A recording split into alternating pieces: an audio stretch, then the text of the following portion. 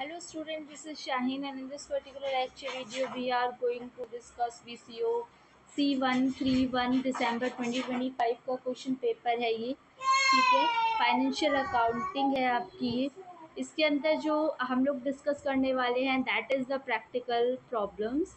और इसमें question number 6 से स्टार्ट करते हैं हम।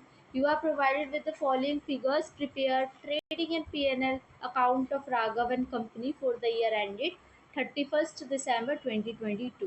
तो बेसिकली ट्रेडिंग और P&L में होता क्या क्या है। ट्रेडिंग जो होता है वो कोई भी कंपनी के डायरेक्ट खर्चों को डिनोट करता है जो कि प्रोडक्ट को डायरेक्टली रिलेटेड होते हैं, और जो इनडायरेक्टली रिलेटेड होते हैं जैसे कमीशन मिल गई, डिस्काउंट रिसीव हो गया या चार्जेस वगैरह कट गए, तो ये P&L का पार्ट होते हैं। कोई सामान खरीदा है, बेचा है, ये इनडायरेक्ट होते हैं, ये डायरेक्ट होते हैं। और जो मैंने पहले आपको बताया था वो इनडायरेक्ट होते हैं। परचेजेस और सेल्स होता है, ये क्या होता है आपका डायरेक्ट खर्चा। तो स्टार्ट करते हैं। जो जो आपके आते जाएंगे वो मैं आपको बताती जाऊंगी कि ये ट्रेडिंग का पार्ट है, P&L का पार्ट है। ट्रेडिंग का है तो क्यों, P&L का है तो क्यों। तो यहाँ पे सबसे पहले दे रखा है आपको ओपनिंग स्टॉक, स्टॉक ऑन 1 जनवरी, तो ये ओपनिंग स्टॉक होगा।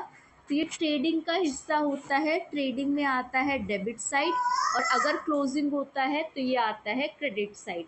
फिर आता है आपका परचेजेस, परचेजेस दे रखा है आपको, ये भी आएगा ट्रेडिंग के डेबिट साइड क्योंकि ये खर्चा है जब सामान मंगवाते हैं तो। कमीशन रिसीव्ड जो कि इनडायरेक्ट खर्चा है, तो ये P&L के अंदर क्या, अच्छा खर्चा नहीं है, ये इनकम है, रिसीव हुई है, तो P&L के क्रेडिट साइड आ जाएगी ये, क्योंकि P&L के क्रेडिट साइड इनकम आती है। रेंट, रेट एंड टैक्सेस ये आ जाएगा आपका P&L के डेबिट साइड में, क्योंकि ये क्या है, टैक्सेस वगैरह पे करते हो, तो ये इनडायरेक्ट खर्चा होता है। सैलरी एंड वेजेस कभी भी बोला जाए तो स्टूडेंट ये P&L के डेबिट में डाल देना, और अगर ये वेजेस और सैलरी बोला जाए तो ये ट्रेडिंग के डेबिट में आता है। सेल्स क्योंकि हमारी बहुत अच्छी खासी इनकम होती है, तो ये हमारा आता है ट्रेडिंग के डायरेक्ट इनकम, ट्रेडिंग की क्रेडिट साइड। रिटर्न इनवर्ड बोले तो ये समझ जाना, ये है आपका सेल्स इनवर्ड। ठीक है, क्योंकि कोई सामान आपने सेल्स रिटर्न बोल दूँ, कोई भी सामान आपने सेल किया होगा तभी वो इन आ रहा है, वापस आ रहा है। ठीक है, रिटर्न में वापस आ रहा है, वापस आ रहा है, तो ये सेल्स रिटर्न हो गया। ठीक है, तो ये सेल्स में से लेस हो जाएगा। रिटर्न आउटवर्ड है तो ये परचेज रिटर्न होगा, तो ये क्या होगा, परचेज में से माइनस। सन्ड्री एक्सपेंस क्या होता है आपका खर्चा, तो ये हो जाएगा आपका P&L के डेबिट साइड में। बैंक चार्जेस भी P&L के डेबिट साइड में खर्चा। और डिस्काउंट रिसीव्ड बोले तो ये आ जाएगा आपका P&L के क्रेडिट साइड, और डिस्काउंट अलाउड बोले तो ये आ जाएगा आपका P&L के debit side. Carriage on purchases, क्योंकि परचेजेस पे भाड़ा लगा है तो ये आपके क्या होगा, ट्रेडिंग में डेबिट साइड, परचेजेस का पार्ट है। और अगर आपका कैरेज ऑन सेल्स बोले तो ये आ जाएगा आपका P&L के credit side, debit side sorry. उसके बाद डिस्काउंट अलाउड मैं बता चुकी थी, P&L के डेबिट साइड, ये भी डेबिट साइड, ये भी खर्चा है, पोस्टेज भी खर्चा है, P&L के डेबिट साइड। ठीक है, और इनकम फ्रॉम इन्वेस्टमेंट बोलेंगे तो ये क्या आ जाएगा आपका P&L की क्रेडिट साइड, और ये कमीशन पेड P&L के डेबिट साइड, आपने पे करी है ना। Interest paid on a bank loan, तो ये भी आपका P&L के डेबिट साइड आ जाएगा, खर्चा, इंटरेस्ट पे कर रहे हो, रिसीव नहीं कर रहे हो। और स्टॉक ऑन दिसंबर ये आ जाएगा आपका क्लोजिंग स्टॉक। तो जल्दी से मैं प्रिपेयर करके दिखा देती हूँ जितनी मैंने चीज़ें बताई है आपको क्या क्या आएंगी। तो ट्रेडिंग के अंदर स्टूडेंट्स क्या क्या आ जाएगा, मैं रफली आपको ड्रॉ कर दे रही हूँ, आप अच्छे तरीके से पेपर में ड्रॉ करना। ये आ जाएगा to opening stock, opening stock में क्या क्या चीज़ें आ जाएंगी, ओपनिंग स्टॉक में 40,000 का ये दे दिया। फिर परचेजेस में से रिटर्न आउटवर्ड लेस हो जाएगा, तो ये हो जाएगा 98,000 माइनस 3,000, और तो ये हो जाएगा 95,000। एक और आइटम है यहाँ पे 2,000 का कैरेज ऑन परचेज। ठीक है, purchase to carriage on purchase. फिर यहाँ पे होगा इतने अमाउंट, उसके अलावा यहाँ पे सेल्स थी, सेल्स थी हमारी कितनी 162 100, उसमें से हमने रिटर्न लेस किया तो इनवर्ड लेस किया तो ये हमारा 2400 हो गया। तो ये हो गई लेस करके 159,700 और उसके बाद हमने क्लोजिंग स्टॉक को भी मेंशन किया था तो वो हो गया 26,000। उसके अलावा जब मैंने इसको टोटल किया तो वैल्यू आई मेरी 185,700, 185,700 और ये वाली वैल्यू आई थी 137,000। तो उसमें मेरा क्या आ जाएगा, ग्रॉस प्रॉफिट आ जाएगा स्टूडेंट्स यहाँ पे 48,700।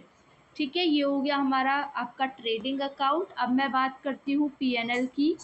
तो पीएनएल के अंदर हमारा क्या क्या चीज़ें आ जाएंगी,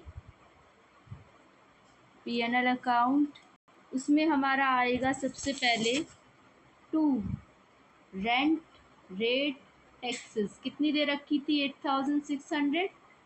उसके अलावा और क्या क्या दे रखी थी, सैलरी एंड वेजेस कितनी 12,000। उसके बाद सन्ड्री एक्सपेंसेस दे रखे थे कितने 2,500। उसके बाद आपका दे रखा था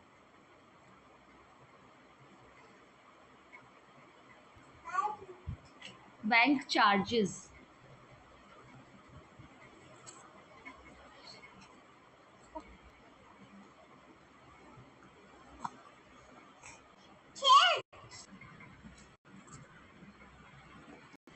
ये आपका आ गया बैंक चार्जेस, ठीक है।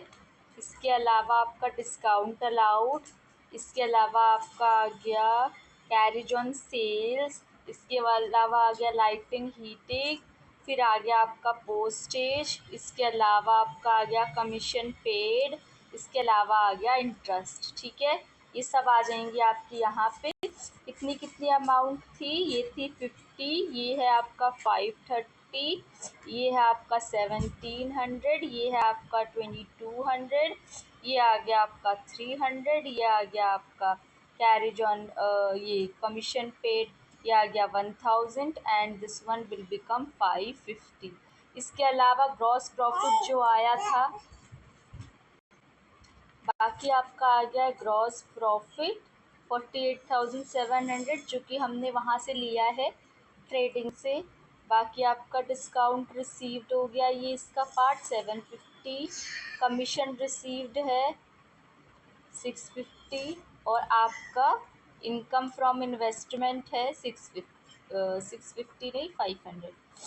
तो इन सबको टोटल किया मैंने दोनों साइड तो मेरा आ गया 49,000 नहीं 50,600, 50,600 दोनों साइड बन गया। और जो आपका नेट जो आपका प्रॉफिट आया है टू ग्रॉस प्रॉफिट, तो ये आपका बन जाएगा ग्रॉस प्रॉफिट नहीं net profit to net profit जो कि आपका पीएनएल साइड आता है, दैट विल बिकम 23,970। बाकी अगर आप लोगों को कोई भी डाउट हो इस लेक्चर वीडियो से रिलेटेड तो आप लोग कमेंट सेक्शन में मेंशन कर सकते हो। चैनल को सब्सक्राइब करें, शेयर करें video as more as possible और नेक्स्ट आपको लेक्चर किसके लिए चाहिए उसके लिए भी कमेंट करें।